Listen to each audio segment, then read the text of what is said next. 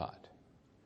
As we were children growing up, our parents were always having us work on our weaknesses. And when we went to school, oh my goodness, when we went to school, if you got an A in math and you got a C in language, what did they tell you to do? They told you to work on what? Your math or language? Talk to me. Language, they'd say, oh my goodness, you got a C in language. Get that C up. Get that grade up. Get that grade up. How many of you ever had somebody to tell you to work on one of your weaker subjects in school? Come on, raise your hands. Let's go on. That's it. Look around you. Make sure. Okay, we all did. Well, work on your weaknesses. Oh, get that C. Can I tell you something? If you got an A in math and you got a C in language, don't work on your language. You know, get on your knees and thank God you got a C. Probably deserved a D. The teacher liked you. Don't work. Now, why did you get an A in math and a C in language? It's very simple. You have your DNA, who you are, you have a bent toward math, not toward language. You're always going to be better than math and language. It isn't because you work harder on one than the other. It's because the very fact is that there are some subjects we're better at than others. Is that not true? Now, what I'm saying to you is don't work on your weaknesses, and here's why. You ought to be up here where I am watching you right now during this lecture. Disbelief is all over your face. Some of you are going to leave here and go straight to a therapist. Let's say that, well, let's put it this way. Let's say from a 1 to a 10, I'm a 2 in something. Now 2 isn't very good. Okay, 2's very weak, okay? For example, I love music. That's the good news. The bad news is I can't sing. And so therefore, if I looked at you and said, I am going to be a great opera singer. Well, now, can I tell you something? I can have a heart to learn. I can go hire tutors, and I can go take music appreciation. I can take voice lessons. But can I tell you something? 2 or 3 years from now, I'm not going to go from a 2 to a 10. I'm going to go from a 2 to a 2.1. Listen carefully. You can only increase your skill level 2 numbers. This is major. You can't go from a 2 to a 10 in skill. Now, I'm only talking about your skills. I'm not talking about your attitude. You can go from a 1 to a 10 in attitude. I've known people have a terrible attitude and change it, and they go to a 10. So I'm not talking about discipline. You can go from a 1 to a 10 in self-discipline. I'm talking about just your skill area. You can only increase your skill level 2 numbers on extreme times. Under unusual circumstances, I've seen people go 3 numbers. I've never seen anybody increase their skill level over 3 numbers. So if I'm a 2 in something, if I work hard on my weaknesses, I could become a 3. Hello. If I work hard, really work hard, and spend a lot of time, I could maybe become a 4. Let me tell you something about 4s. They're below average.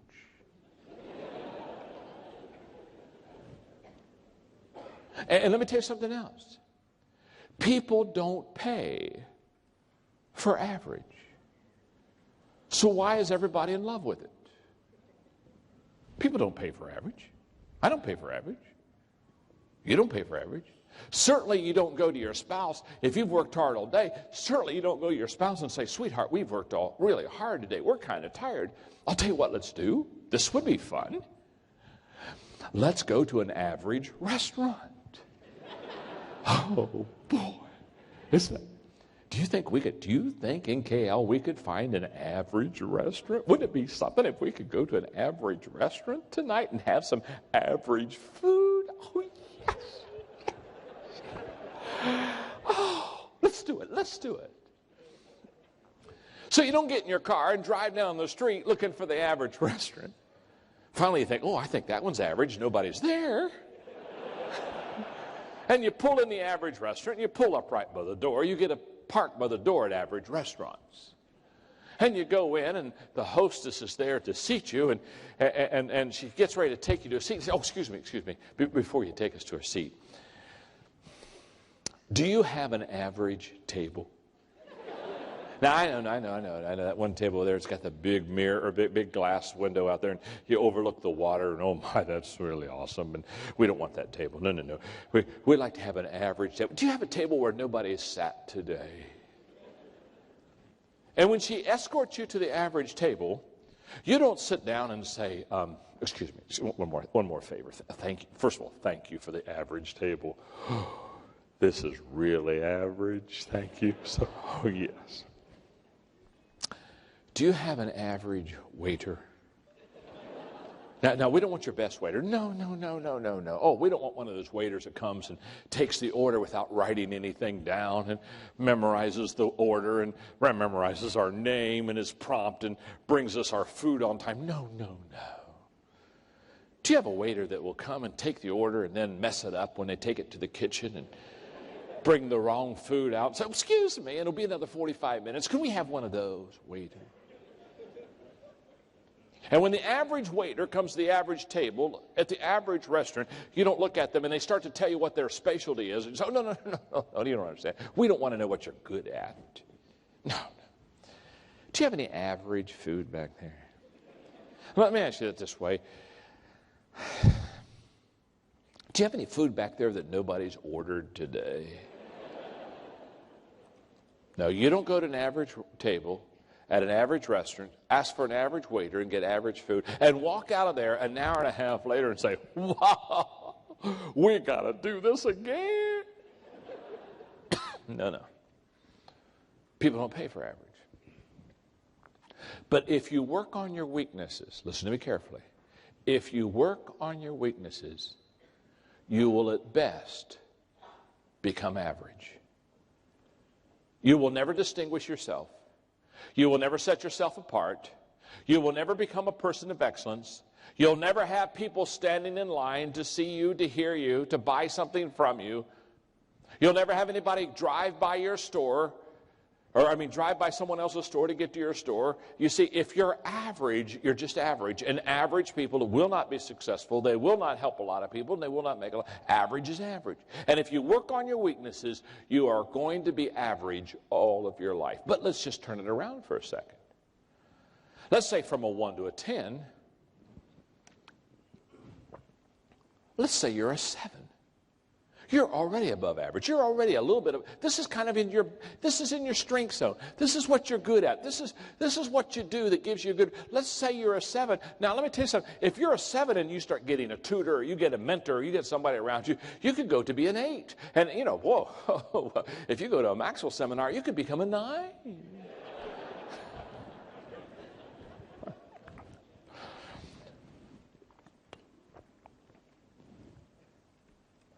People stand in line for 9s. Oh my goodness. When you're a 9, you're excellent. You've set yourself apart from everyone else.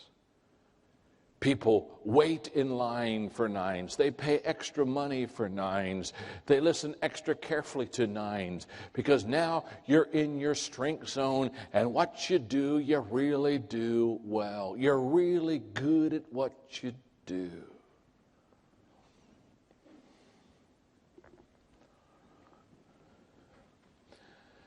I was speaking to a couple hundred presidents. This was another, I told you earlier about a CEO day, and I was telling those CEOs to work on to go back and tell people what they're not good at. Well, this was another President's Day with another group of presidents of companies, and I was teaching them all during the day through this whole process, and I was telling them to quit working on their weaknesses, but I was also telling them to not let their people work on their weaknesses. And we were doing a Q&A because there were only a couple hundred of them there, and they began to push back. And one guy especially began to push back. He said, John, this really bothers me that you say we shouldn't work on our weaknesses. He said, all my life I've worked on my weaknesses. I try to get, he said, this really bothers me. I said, that's okay. It's good to be bothered. It's okay. Take a pill. You'll be okay. And he began to push back. He said, now let's just take, for example, Tiger Woods.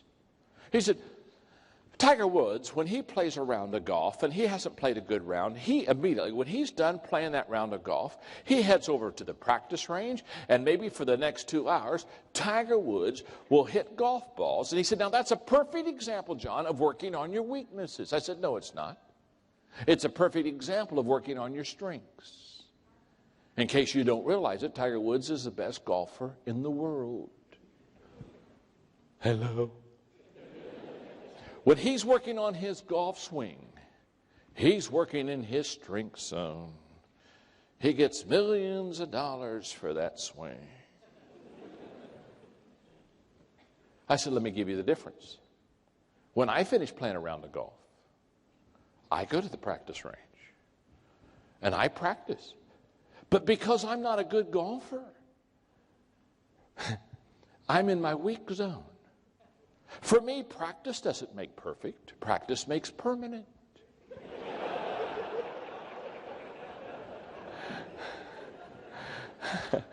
The more I practice on my weakness, the more I consistently am bad. I've got those bad swings perfected after a while. I could do that bad swing every time. You say, he is the most consistent bad swinger I've ever seen in my life. That ball every time just goes right. It's not a slice, it's a boomerang. It comes right back to him. In fact, I was playing golf with a guy one time, and he was a good golfer, and I'm not a good golfer, and I'm sitting there, and I'm saying, oh, talk to me, talk to me, talk to me. What's wrong with my swing? And he looked at me. He really encouraged me. He said, I've been watching you for a couple holes. And he said, I think you've only got one problem. I thought, oh, this is good. I can fix one problem. Hello? I said, what is it? Come on, talk to me. What's my problem? He says, you're too close to the ball after you hit it.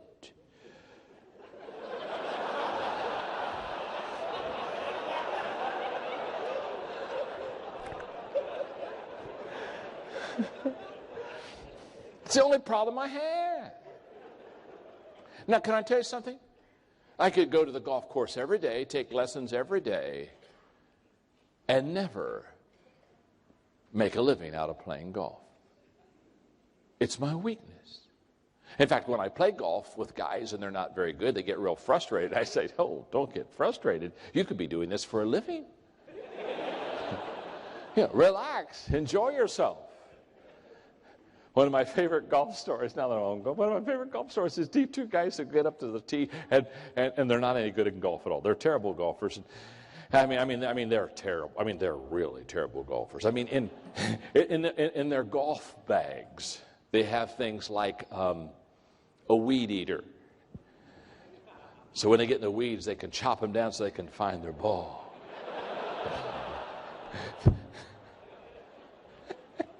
This one guy, he gets up and tees it up, and he swings, and much to his surprise, the ball goes right down the middle. He's so excited. He has never seen his ball in the fairway. In fact, he's never seen his ball after he hit it. He's so excited. He looks at his buddy. He says, look at this. Look at me. I'm down the middle of the fairway. They're walking down the fairway. He's so excited. I said, I've never been in the fairway of ball. I've never seen my ball after I've hit it before. This is really good. And he gets up there about 200 yards out, and the ball is not only in the middle of the fairway, but it has rolled up on a 4-inch anthill. It's in the middle of the fairway. It's teed up for him. He grabs his 3-wood, says, this is my day. I'm going to hit the ball on the green in regulation. I've never been in the green in 2. Swings as hard as he can, and he misses the whole ball. And kills 5,000 ants. Miracle of miracles, the ball, instead of being on a 4-inch anthill, is now on a 2-inch anthill. It stayed on top of the anthill. It's still teed up for him. He said, oh, this is my second chance. Grabs the 3-wood, swings as hard as he can. He misses the whole ball again and kills 4,998 more ants. 2 ants are left. One ant says to the other, I don't know about you, but if we're going to survive, we had better get on the ball.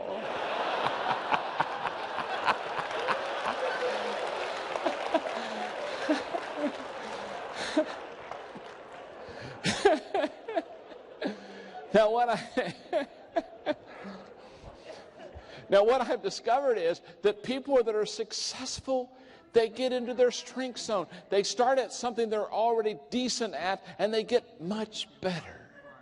So go to your strength zone, not your weak zone. Does that make sense? Tell the person you're sitting beside, say, That makes sense to me. Go ahead and tell them that, right? I said, that makes sense to me. And look right back at him and say, by the way, you're no Tiger Woods either. Now, what I've discovered is people, now watch this. Watch this. People that are highly successful have found their strength zone. And every day, remember I said that earlier this morning, the secret of your success is determined by your daily agenda. Every day, these people are in their sweet spot. Every day, they're doing what they do well. I'm known for speaking and communicating. I'm not known for singing. Not one of you came to this seminar today and said, boy, what I really hope is John Maxwell breaks forth in song today. Wouldn't it be something if he'd start singing any time now? No, you don't want to hear me sing. I'm not any good. You didn't pay to hear me sing. No. I'd have to pay you to hear me sing.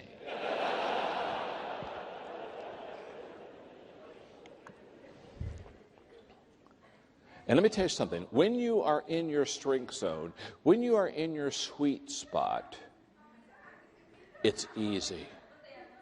It's not easy like you didn't have to work for it. But you see, when I'm here talking to you today, I'm as relaxed if I were over in the corner talking to you one-on-one. I'm not nervous. I'm not kind of tense or anything like that. I'm just here drinking my water and eating my cough drops and talking to you because we're friends. We've been doing this all day together. And one of the things I've discovered is that when you're in your strength zone, you wonder why everybody else can't do it as well as you can. You just sit there and you say, my goodness, this is easy. It's because it's in your strength zone. Find your sweet spot. Find it and stay there. For example, communication is one of my strengths, and my wife Margaret, once in a while, some group will ask her to, because of they'll say, boy, if your husband speaks, you probably speak. And they'll say, would you come and speak at our banquet? And every once in a while, Margaret does something stupid and says yes. And I hate it when she says yes. You know why I hate it when she says yes? Because I know what she's going to do. She's going to come to me and say, John, I got to go speak for this banquet. And then she's going to ask me, first thing she's going to ask me, what should I say? Can I tell you something? If you don't know what to say, it's not your strength zone. And I look at her and I say, oh, Margaret, honey, that's not that complicated. And, well, she'll say, give me a subject. What should I talk on? What should I talk on? I said, well, why don't you wait till you get there? What do you mean? What do you mean? Wait till I get there? I said, well, they're going to have a banquet, and their people are going to go before you, and they're going to say things, and just kind of listen to what they say and teach principles off of what they say. Just kind of hang loose until you get done, and then until they're all done, then get up and speak. She hates that answer. Why? It's not her strength zone. Now, I'm not picking on her, because my wife is incredible in decorating. She is unbelievable. Colors, fabric. You ought to see our house. You ought to pay for our house.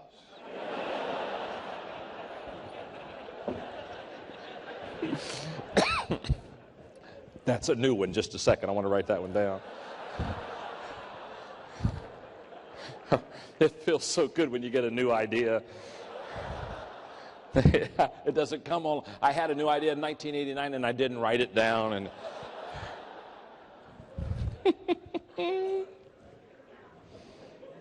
oh, it's incredible. She colors. I mean, I'm not colorblind, but I'm worthless. I mean, I can't figure out what matches. I have been known to go in my closet at the house and stand there for 15 minutes trying to figure out what to wear. I'm just kind of, yeah. And finally Margaret said, John, are you in the closet again? She comes and I'm just staring. I got little slobbers coming down my face. And she'll say, oh, here, I'll get it for you. So the first thing she does is she makes me get out of the closet, which is very humiliating. So now I'm standing out in the hallway, and she says, okay, what are you going to do? And I said, well, I'm going to go speak I'm going to speak at a conference day at Kale. So she pulls off the stuff and she gives it to me and says, here, now, wear this. You'll look good. So I think, thank you, babe, thank you. Now, what I do, because I'm not good at this, I'm smart. It's like if she picks out like a sweater and slacks for me, a lot of times when I'm done, I'll put them back on the same hanger.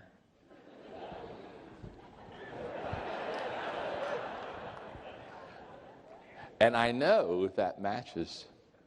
And maybe a week later, I'll kind of go in there and I'll say, I can do this. And I pull off the sweater and the slacks and the shirt that she'd picked out a week before, and I'll put them on, and I'll come walking out, and she'll look at me and she'll say, are you going to wear that again?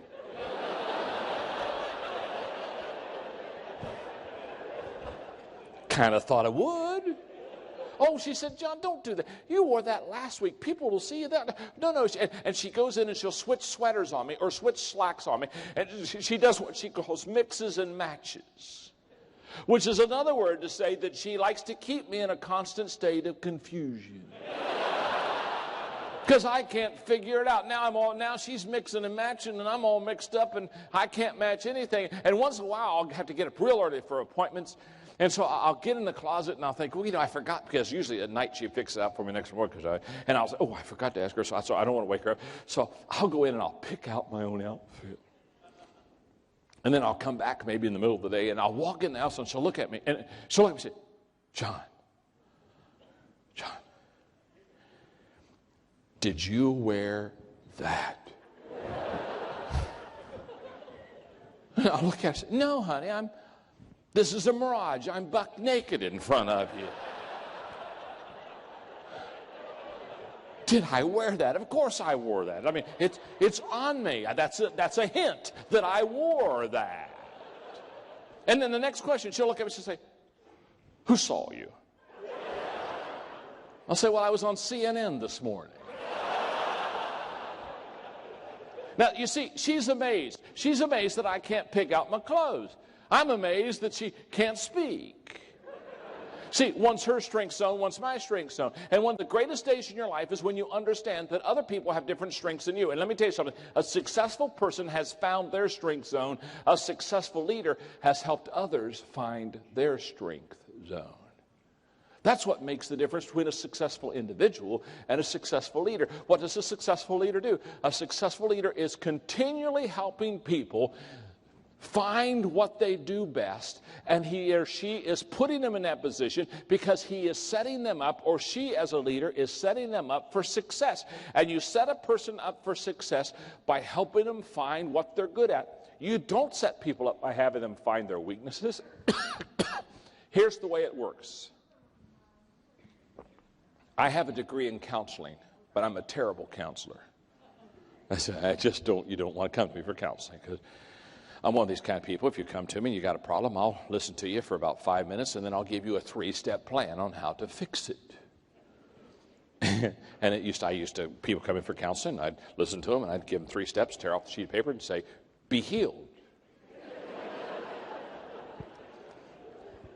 And they'd come back next month with another problem. And I'll say, didn't we fix the one last month? And it just took me a long time to realize there are some people, their spiritual gift is finding problems. And I have no mercy at all. In fact, I have no mercy. In fact, when I gave up counseling and I told people I wouldn't do any counseling anymore, they began to clap and applaud and said, oh, thank God. Woo, that's good. He won't be counseling. See, when you counsel with people, you work on their weaknesses. When you equip people, you work on their strengths. My life was changed radically the day I quit counseling people and started equipping people. When I realized that the greatest way to help people is to not stay on their weaknesses. And by the way, I'm pro-counseling. I'm not anti-counseling, so don't be offended. If you're a counselor, I'll probably be to you before the day's over. But the day that I realized the greatest way to help people is to help them find their strengths, that was the day that I was able to really help people. Now, I have 8 more minutes. So if it's okay, for the 8 minutes I have left, I would like to give you 3 hours of lecture. First of all, before I give you more, are you learning something? Now, let me ask you a question. All this stuff you've been writing, have you been taking notes today? You've been taking notes all day, haven't you? Huh? In fact, just show the person you're beside you. Show them your notes right now. Just show them those notes. Just put it in their face right now. Just put that in their face. In fact, show them their notes and ask them why they haven't taken as good a notes as you have today. Huh? Absolutely. In fact, tell them the notes you've been taking aren't for you, it's for them, and they need to read those things. Okay, now.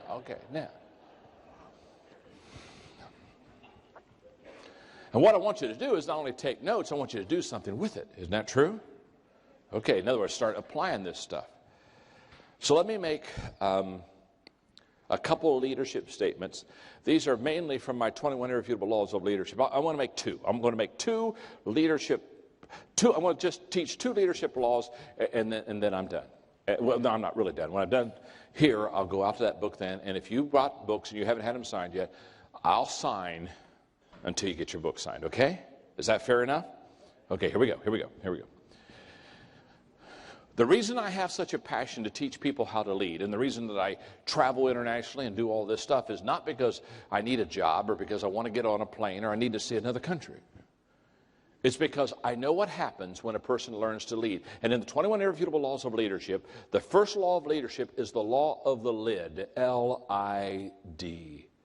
And the law of the lid says that your leadership level will determine your success. In other words, how well you lead will determine how successful you become. Now, after you finish writing that down, I'm going to visually take a moment and I'm going to just explain that to you. In fact, that's one of the reasons why I'm so excited about what the organization is that brought us here. And again, I want to share with you, if you want to learn leadership, go to them for corporate training. They'll sit down and they'll teach these principles. Now watch this principle. This is huge. This is a visual. If this left hand represents how well John Maxwell leads and this right hand represents my business, here's what I know about my business. My business will grow up to, but not go any higher than the lid of my leadership. In fact, my leadership ability will put a lid upon my potential and upon my success. I cannot grow my organization better or bigger than I can lead. Oh my goodness. In the history of mankind, no company, no business has ever kept growing beyond the level of its leaders and just kept flourishing and kept being successful when the leaders were down here. No. Leadership is always the lid on the growth of your company. Leadership is always the lid in the success of your life. And what I am basically is I am a lid lifter. I go around and I teach people how to lift their lid, how to get better. Because, for example, if you're from a 1 to a 10, you're a 4 as a leader. What that means is your company's going to be a 3. Can I tell you something? Your company's going to not be a 6. It's not going to be a 7. It's not going to be an 8. This is not a baffling exercise. If you're a 4 as a leader, you're literally going to control, contain, and keep your company from getting any higher than a 4. It cannot rise above the level of your leadership. And I hate this illustration. It hurts my hand every time I do that thing. Now here's the good news. You can grow as a leader. You can go from a 4 to a 5 to a 6. And all of a sudden your company now has room to grow from a 3 to a 4 to a 5, maybe a 6. So how do you grow your company? How do you become more successful? You grow your company, you grow your business, you build your department, you develop people by your ability to lead people successfully. Everything rises and falls on leadership. Always has, always will. Between 1982 and 1992, I had a mentor in San Diego, California by the name of Don Stevenson. Don was the president of Global Hospitality. This was a company that bought bankrupt resorts out, resorts that were going under, they would buy them at a very cheap price because they were going bankrupt. That they would go in and train the people and turn the company around and sell them at a high price. That's how Global Hospitality made a lot of money. And Don Stevenson was the president of Global Hospitality, and he made a lot of money. And for 10 years, he was my mentor. And every month, I would take him out to that 2-hour lunch, and he would eat, and I would ask questions. One day, we're up in La Jolla, and we're having our lunch, and I said, okay, Don, here's my question for the day. When you buy a bankrupt company, is there something that you always do? I mean, it's automatic. You buy the company, it's in trouble. Are there some things that you just automatically do because you know you need to do them to turn the company around? And he looked at me. I can still remember. He's eating a salad. He looks up at me. He says, yes, John. He says, every bankrupt company we buy, we always do 2 things. And when he said we always do 2 things, man, I've got my pen ready because he's ready to drop gold on me. And I know, I go, okay, give it to me, baby, give it to me. You know, what 2 things do you always do? And they said the first thing we do is we go in and we retrain all the employees in relationship skills. He said, we take everybody that's part of that company and we teach them people skills. We teach them how to win with people.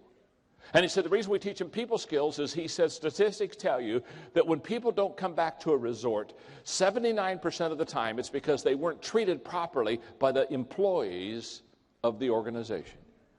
Somebody didn't take good care of them. The waitress didn't. I mean, somebody, and so therefore they just don't come back because the service wasn't good. And so he said, the first thing we do is, he said, we just do thorough relationship training in the company. So I'm sitting with my legal pad and I'm writing that down. I'm saying to myself, okay, Maxwell, with your companies, start really giving them good relationship skills. Help them to know how to get along with people. I said, okay, I got that one, Don. What's the second thing you do every time you buy out a bankrupt company?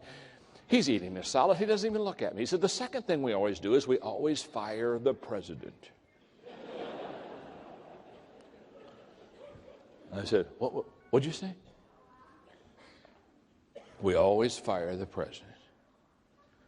I said, what do you mean you always fire the president?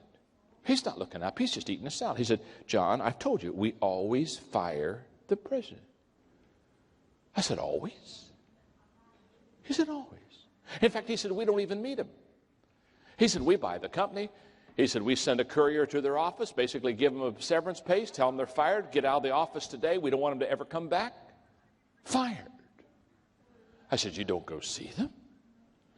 You don't sit down in the office, put a fire in the fireplace, hold hands? No, he said, we always fire the president. Well, now he's frustrated because I'm not writing this down. And he just stops eating his salad, leans forward to the table, and he looks at me and says, John, if the president was good, the company wouldn't be going bankrupt. Okay. Always fire the president. What was he saying? It's very simple. He's saying everything rises and falls on leadership. He was saying the law of the lid tells you how big your company is going to become is not how much money you have. It is not what your location is. It's how good of leaders you have in your organization. That's why the best leaders have more than one good leader. They have several good leaders. In fact, they have a leadership culture in that organization. It's called the law of the lid. One more law, and I close with this. The law of process. The law of process says leaders develop daily, not in a day. In other words, if you want to be a great leader, it takes time. It's a process. You don't become a leader because you came to this conference today. You don't become a leader after you've read one leadership book. You don't become a leader when you just hang with a leader for a weekend. No, it's a process. It takes time. What I have discovered is many people, they want to become what I call instant leaders. Do you have microwaves in Malaysia? Do you have, let me ask you, do you have crock pots? Oh, okay. You see what I've discovered? In the States, this isn't a problem in Malaysia. This is a problem in the States. This isn't your problem. In the States, we try to microwave leaders. Yeah, we grab them. We say, I want you to be a leader. And we stick them in the microwave and push a couple buttons and pull them out and say, "You're a leader." No, they're not a leader. They've been microwaved. That's why we have so many Pop-Tart leaders.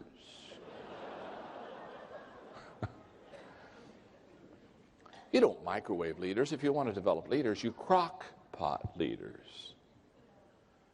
You put them in the crock pot and let them simmer and marinate. It takes a while to develop leaders. When I did the interview today at noon with the reporters, they asked me a question that I'm always asking every leadership conference if I let people ask questions. It's a question they ask no matter what country I'm in, no matter where I am. They raise their hand and they say, "John, the question I have, are leaders born?" And whenever they ask me, "Are leaders born?" I always give them the same answer. Of course they are.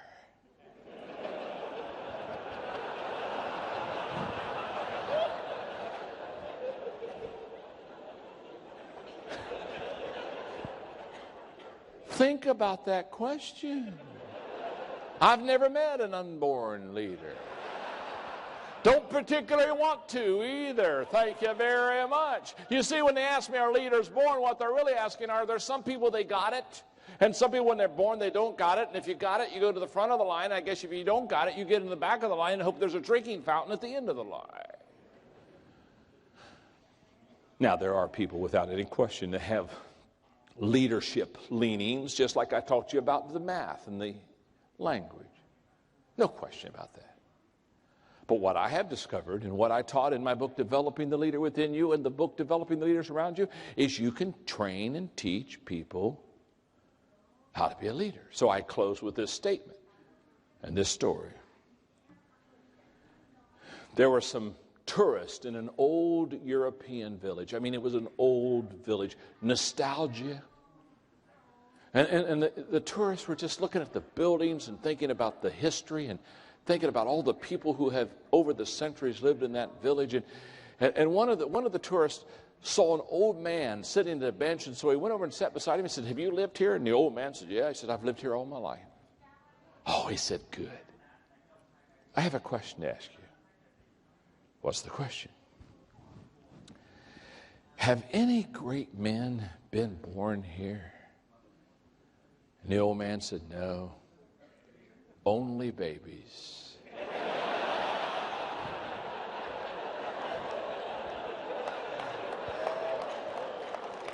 Only babies. And when they asked me about Malaysia and asked me why I went there, and they said, "Well, are there great men and women being born in Malaysia?" I said, No, just babies. But babies who have tremendous potential.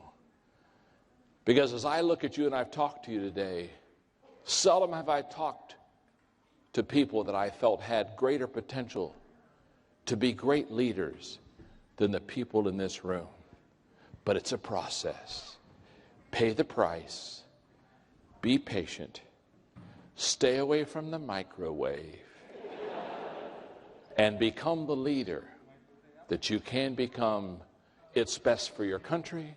It's best for your business. It's best for your community. And it's best for your family. I hope you've learned something, because I've had a wonderful time talking to you today. Thank you very much.